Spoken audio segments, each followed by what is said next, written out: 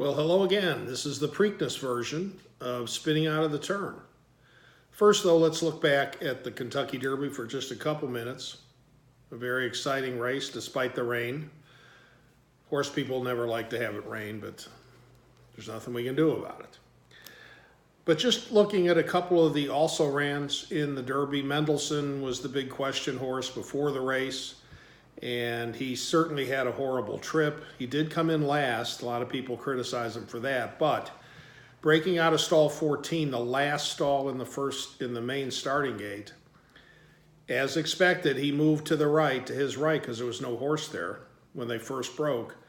The 15 horse broke fine, but the 16 horse came all the way to the left, hitting the 15, and then both of them came into Mendelssohn. So within 20 yards of the starting gate, he had already been bumped heavily. Coming down the stretch and down to the finish line the first time, he was bumped 2 or 3 times. He rallied from there, and going around the far turn and up the backstretch, he was in the front group of horses, the last one of the front group. And you could just tell by looking at him, he wasn't real comfortable running on the mud. And by the time they got to the quarter pole, he had pretty much packed it in, and then smartly Ryan Moore, the jockey, did not persevere with him down the stretch and just let him canter home, if you will. So it's a little misleading to say he came in last. The good news is Aidan O'Brien, his target is the Breeders' Cup Classic, and the good news is he is committed, or at least intending, to bring Mendelssohn back over here in August to get a race on a track here in the States. It's probably going to be Saratoga. And if it's Saratoga, then you would think it would be the Travers, which would make the Travers extremely entertaining and something to greatly look forward to. So I think Mendelssohn will come back. I certainly haven't written him off. Audible came in, ran a great race. He was behind horses. As they ran into the far turn, had to wait for a few minutes. Castellano took him to the rail. He closed valiantly on the rail. He was not going to threaten the winner. No one did. But he did run very well and answer the question, is he a 1.25 mile horse? I think the answer to that needs to be yes. The other things I'd mention is the horses that were closing at the end. In Still Regard, I think, was one, and My Boy Jack. They were passing tired horses. It's an illusion that they were running that much faster. Or running fast. They were just running faster than the horses slowing down, so neither one of them appealed too much to me. So moving to the Preakness. I'm doing this before the draw, so it's a little speculative, but every indication is there's going to be 8 horses in the Preakness. And some facts about the Preakness. 24 of the last 27 races since 1991, the winner of the Preakness ran in the Derby. Didn't necessarily win the Derby, but ran in the Derby. So all this talk about new shooters and Quip and horses that are coming from another racetrack, I've immediately discounted all 4 of those horses. They're out. You can't buck the trend of 24 out of 27, especially with the favorite we're going to have. Backing that up, the favorite has won the Preakness 50% of the time in the history of the race. That is a very high percentage, very high. The longest odds were 24-1, Master Derby in the mid-70s. So we come down to the 4 horses that ran in the Derby. Justify, who we'll come back to, Bravazzo, Good Magic, and Lone Sailor. I'll throw Lone Sailor out, hesitantly, but I'll throw him out.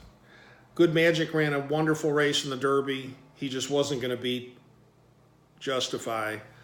I'm sure in the Preakness they're going to send Justify to the lead like they did, and they're going to send Good Magic to stay as close to him as they possibly can. I don't think it's going to change the outcome, but it should be a very interesting race down the backstretch. The other horse that ran in the Derby that's running in the Preakness is Bravazzo. He closed well. He ended up somewhere in the neighborhood of 6th, 7th, 8th. He's a Dwayne Lucas trained horse. Lucas loves the Preakness. He's won it multiple times. If you want to bet a long shot, that's the horse to bet. Now, he may only be 10-1. He probably deserves to be 20-1.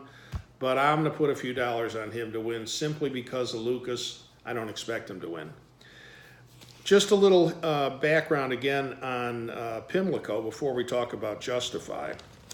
Pimlico has been around since the late 1800s. I don't think it's been renovated since the late 1800s.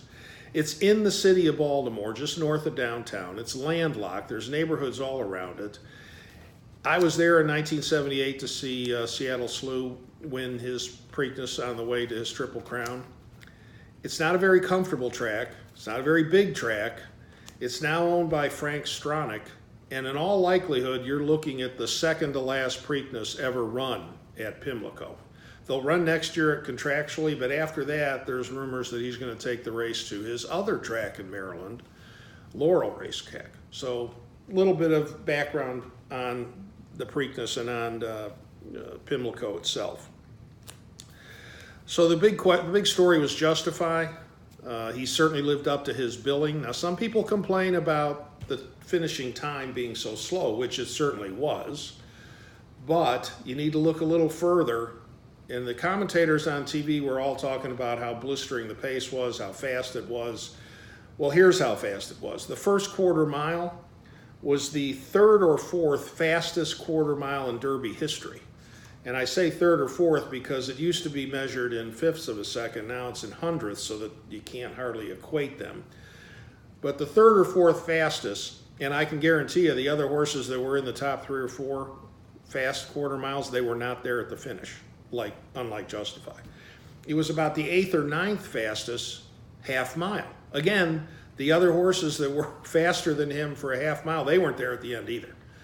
So he went out and set a blistering pace, and basically Boltora, a horse I liked, tried to keep up. He was valiant. He tried to stay with the pace, but he was empty by the time they got to the quarter pole and had nothing left. And thankfully, the trainer's looking for him to run on the Metropolitan Mile, which should be a great race on the Belmont undercard. So Justify turning for home. No one ever got close to him. Smith was hitting him left-handed down the stretch, and he may not have been running that fast, but there was no indication of him not wanting to go further or not being able to respond if a horse came up to him. So again, he lived up to his billing. I expect him to win Saturday. The odds won't even be worth talking about. But just as a note, very strange things can happen at the Preakness. Anyone that's followed horse racing can rattle off like BBB beating Riva Ridge and other, again, upsets. But I don't think we'll see one this week. I predict Justify will stay unbeaten. He's got a couple things to overcome, one of which is he's never raced 2 weeks since his last race. So that's going to be a challenge for him. Other horses have had a hard time with that. They're advertising. They're predicting rain for the track. Obviously, he's proven over the wet track, so that shouldn't bother him. Again, it's only a 16th of a mile shorter than the Derby. He should be able to handle it very well. If you want a long shot, I'll give you Bravazzo.